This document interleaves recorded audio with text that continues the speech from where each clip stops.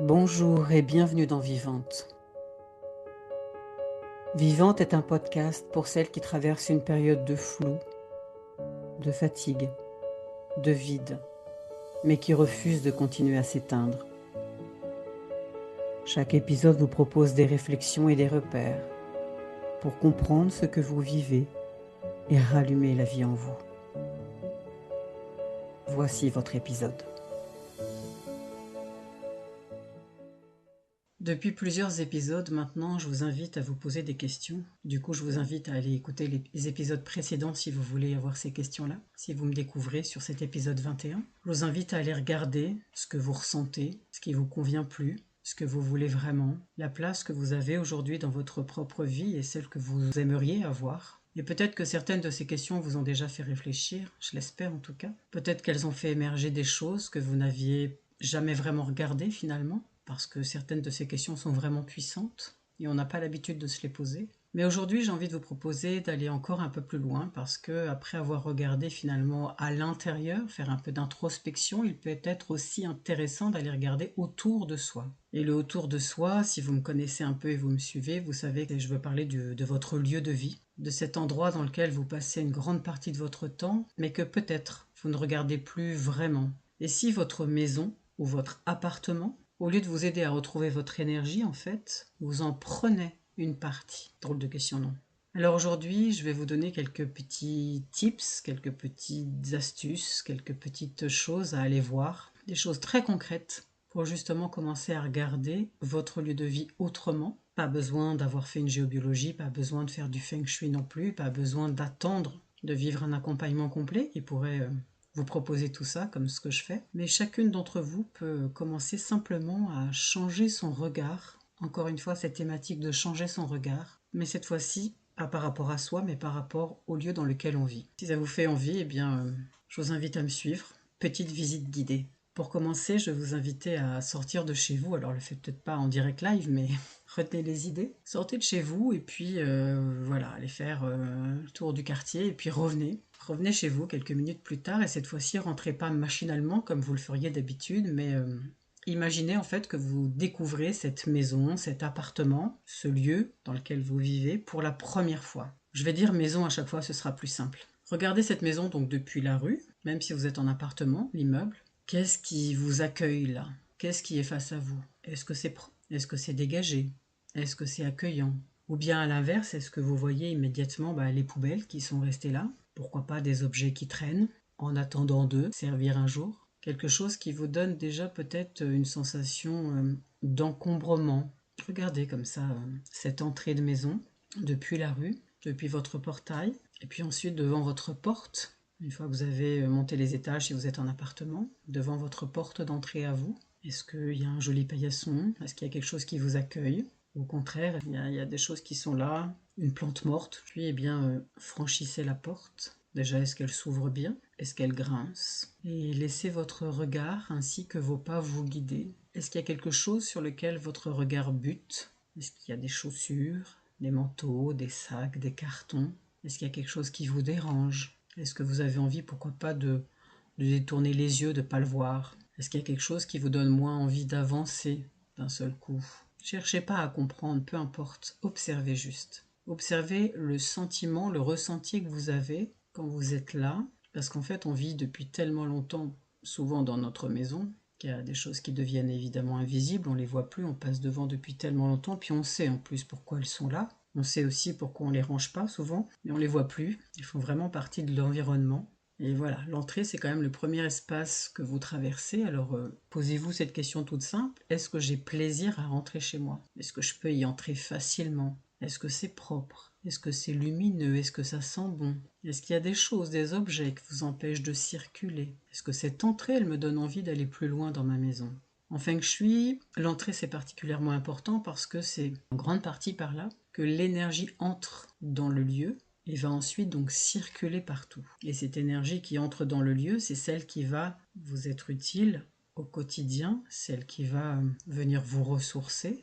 Alors imaginez simplement que si vous-même, vous avez déjà du mal à entrer et à circuler, pour l'énergie, ce sera exactement pareil. Voilà, donc si vous avez repéré des choses, eh bien, je vous invite alors, au moment où ce sera juste pour vous, quand vous en aurez pris conscience, quand ce sera vraiment le bon moment, eh bien, à ranger, dégager, nettoyer, éclairer. Rendez cette entrée accueillante. Et surtout, je vous invite bien sûr à observer ce que ça va changer dans votre ressenti lorsque, les fois d'après, vous allez rentrer chez vous. Allez voir ce que ça va changer. Je vous invite aussi à poser le focus sur les miroirs. Est-ce qu'il y a un miroir directement face à votre porte d'entrée? En Feng Shui, encore une fois, on considère qu'un miroir qui est placé face à la porte d'entrée, il va renvoyer vers l'extérieur l'énergie qui rentre. Tout comme en fait il reflète votre image, il va refléter aussi l'énergie qui entre. Pour le coup, il y a très peu d'énergie qui va rentrer chez vous. Donc si ce miroir est directement vraiment en face de la porte, eh bien peut-être faites l'expérience de, si vous pouvez, le déplacer ou le masquer pendant quelques jours et observez.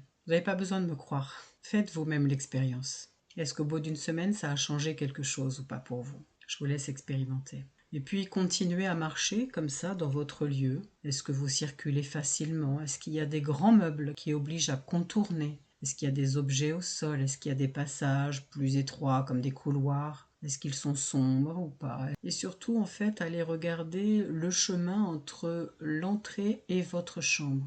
Est-ce que ce chemin, il est fluide? Ou est-ce que vous avez l'impression de devoir vous frayer un passage, quoi? Si on reprend l'idée d'une énergie qui entre et qui circule dans la maison, elle a aussi besoin évidemment d'un chemin. Là où nous-mêmes on peut facilement passer, elle peut aussi circuler facilement. Là où tout est bloqué, encombré ou difficile à traverser, sa circulation a elle aussi cette énergie, elle est moins fluide.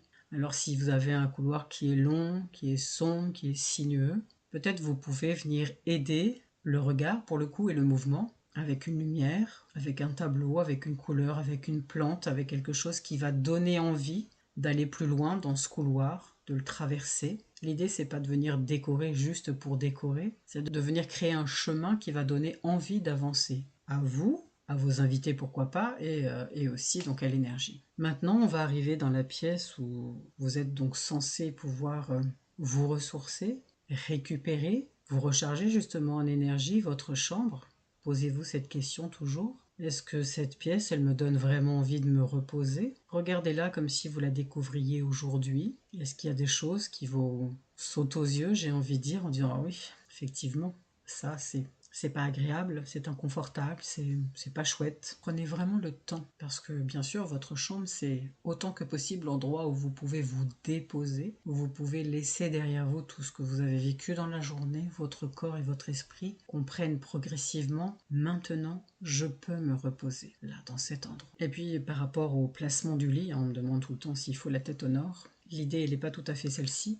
L'idée c'est que quand vous êtes allongé dans votre lit, est-ce que vous pouvez voir qui entre lorsque vous êtes allongé dans votre lit? Dans l'idéal, il est intéressant de pouvoir voir l'entrée de la chambre depuis son lit sans être directement dans l'axe de la porte. Ça vient contribuer à créer une sensation en fait de sécurité. Pour le coup, ça laisse votre mental, votre cerveau et votre corps davantage se poser, être serein et pour le coup mieux se reposer, se ressourcer, se recharger en énergie. Donc allez voir si c'est possible peut-être de bouger votre lit de manière à pouvoir voir qui entre dans votre chambre ou qui pourrait entrer dans votre chambre lorsque vous êtes allongé sur le lit. Comme tout à l'heure, on va aller voir les miroirs. Est-ce qu'il y en a dans votre chambre? Est-ce qu'il y en a, vous savez, des fois sur les portes là, de dressing, de placards de dressing?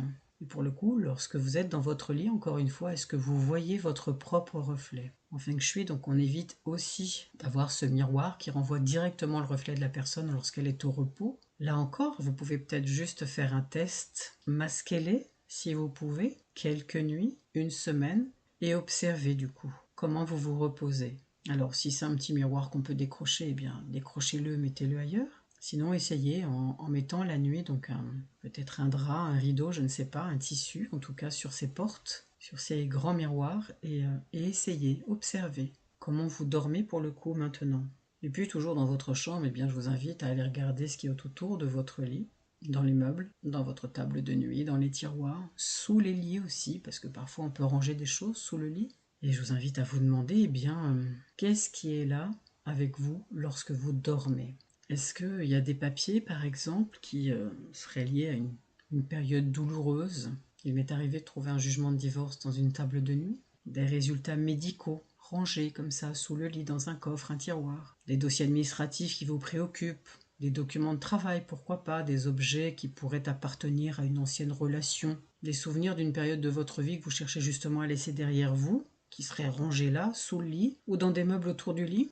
Est-ce que j'ai envie que tous ces objets qui sont là autour de moi dans ma chambre fassent partie de l'environnement dans lequel je me repose? Bien sûr que consciemment, on ne va pas forcément mettre le focus sur ces papiers ou sur ces objets. Mais en l'occurrence, ces choses, elles sont là et elles ont un impact sur nous. Et peut-être que si vous mettiez ces papiers, ces objets ailleurs, si ce sont d'anciens souvenirs, eh bien, dans un carton, dans un grenier ou dans un garage, par exemple. Si ce sont des papiers administratifs, juridiques ou autres, eh bien, dans une autre pièce. Peut-être du coup que votre chambre pourrait devenir un espace qui vous dit c'est bon, ici tu peux te reposer, tu peux te déposer, il n'y a plus rien à régler. Je vous invite encore une fois à faire ça. Et si vous travaillez aussi dans votre chambre, si vous avez installé un petit bureau, eh bien posez-vous également cette question, est-ce que mon cerveau peut vraiment faire la différence entre travailler et dormir lorsque tout se passe dans la même pièce? Je comprends qu'il n'y a pas toujours la possibilité de mettre son bureau ailleurs. Peut-être voyez si vous ne pouvez pas créer une séparation, évidemment fermer l'ordi, ranger le matériel, masquer visuellement ce bureau, encore une fois avec un voilage léger, peut-être créer un petit rituel qui vient vraiment marquer la fin de la journée de travail, parce que votre chambre devrait autant que possible envoyer un message différent. C'est maintenant, c'est ok, tu peux ralentir. T'as pas besoin de rester une partie de ton cerveau sur le travail qui est là, sur ton bureau, sur tous ces dossiers qui sont là, pas forcément rangés en plus, et qui finalement t'appellent toujours, ou demandent encore une énergie qui pour le coup t'empêche de vraiment te reposer. Et c'est pareil pour vos enfants, là je pense, parce que c'est ce qu'on retrouve très souvent chez les personnes, des enfants qui ont les lits en mezzanine, les lits en hauteur avec le bureau en dessous. C'est la même chose que ce que je vous disais tout à l'heure, ils dorment sur leur travail, énergétiquement parlant, vous voyez.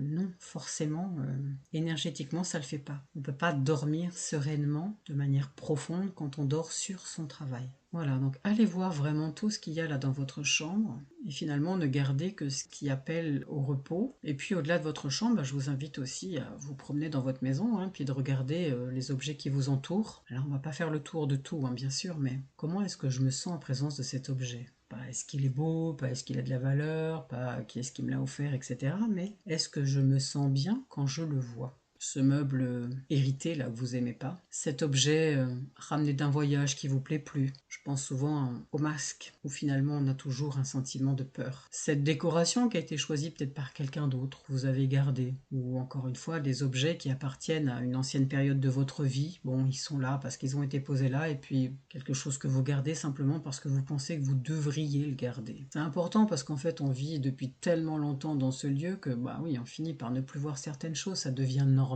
ça fait partie de mon environnement tous les jours et je me pose plus la question de savoir si ça me dérange. J'ai bien quelque part dans un coin d'une to-do list ou de ma tête le fait que ah oui, ça il faudrait le réparer, ou ça il faudrait le ranger, ou ça il faudrait le refaire, mais c'est toujours là. Eh bien oui, aujourd'hui allez le voir comme ça, allez remettre du focus dessus. Faut pas que ce soit douloureux, c'est pas l'idée, c'est juste aussi de prendre conscience que ces choses-là qui sont encore en attente, ces choses-là qui peut-être ne sont pas terminées, finies en termes de travaux, etc., eh bien ça nous prend un peu d'énergie. Parce que oui, c'est dans un coin de notre tête. Et peut-être que parfois on se dit ah là là oui, c'est vrai qu'il faut que je le fasse, et puis bon, de cette pièce qui est là, qui est en débarras, qui est pas rangée, et oui, elle aussi elle vient vous manger un peu d'énergie. Alors je vous dis pas de tout ranger, je vous dis pas de tout jeter, de vous séparer de tout, mais venez déjà prendre conscience de ça et ressentir que finalement, et oui, c'est peut-être pas si bête d'aller poser un regard sur son lieu de vie, c'est peut-être pas si bête si je veux me sentir mieux dans ma vie, si je veux retrouver de l'énergie, si je veux pouvoir m'apaiser aussi, parce que ça peut être aussi des sources de friction, des sources de tension, ces endroits qui sont pas rangés, là quelque part ne vient plus vous faire du bien, vous renvoie un ressenti, une énergie qui est pas complètement positive. Voilà, donc il n'y a pas de grand bouleversement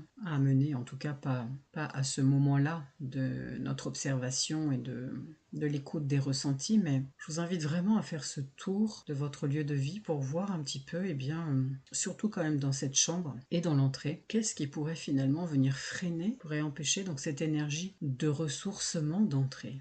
Alors cette énergie tout court qui donne aussi la pêche dans la journée, et puis cette énergie qui vient aussi nous permettre de nous ressourcer. Et vous voyez que depuis effectivement plusieurs épisodes, je vous invite à changer de regard à regarder votre vie autrement, à vous regarder autrement, à regarder ce que vous vivez autrement, à vous poser des questions. Et aujourd'hui, je vous propose simplement d'aller élargir ce regard, parce que vous n'êtes pas séparé du lieu dans lequel vous vivez. Votre environnement, il fait partie de votre quotidien. Et vous l'aurez compris, il peut venir vous soutenir, il peut venir vous apaiser, il peut venir vous donner envie d'avancer. Et il peut aussi continuer à vous demander de l'énergie, à vous prendre de l'énergie à travers ces échanges-là avec ces objets, alors que vous cherchez justement à en retrouver, vous, de l'énergie. Observez déjà, regardez ce qui vous encombre, ce qui vous dérange. Regardez aussi ce qui vous apaise, ce qui vous donne envie d'avancer, là, ces trucs, ces tableaux, ces choses qui vous rappellent vos projets peut-être. Et puis commencez peut-être par une seule petite chose. Et voyez, observez. Pouvez là un peu comprendre davantage pourquoi est-ce que j'accorde autant d'importance au fait d'aller voir aussi votre lieu de vie, en sachant que quand je dis voir, je ne me déplace pas chez vous, tout se fait à distance, éventuellement avec quelques photos ou vidéos, mais voilà, vous me décrivez, ça va très bien et je vous donne les pistes. Donc ouais, tout se fait à distance et on va même bien au-delà de ça puisqu'on va retrouver son élan. C'est pas seulement comprendre ce qui se passe en soi, c'est aussi créer autour de soi un environnement qui puisse soutenir la vie qu'on a envie de vivre. Et si on est toujours dans notre environnement avec des objets, des souvenirs, des choses qui résonnent plus avec nous aujourd'hui, il est fort possible que ça vienne vous manger un petit peu d'énergie. Et si vous faites ce petit diagnostic chez vous, je serais vraiment curieuse de savoir et ça serait cool de pouvoir le noter en commentaire. Eh bien, quelle est la première chose que vous avez remarquée? Vous pouvez aussi me poser bien sûr vos questions par rapport à certains objets. Peut-être que ça parlera à d'autres aussi, encore une fois.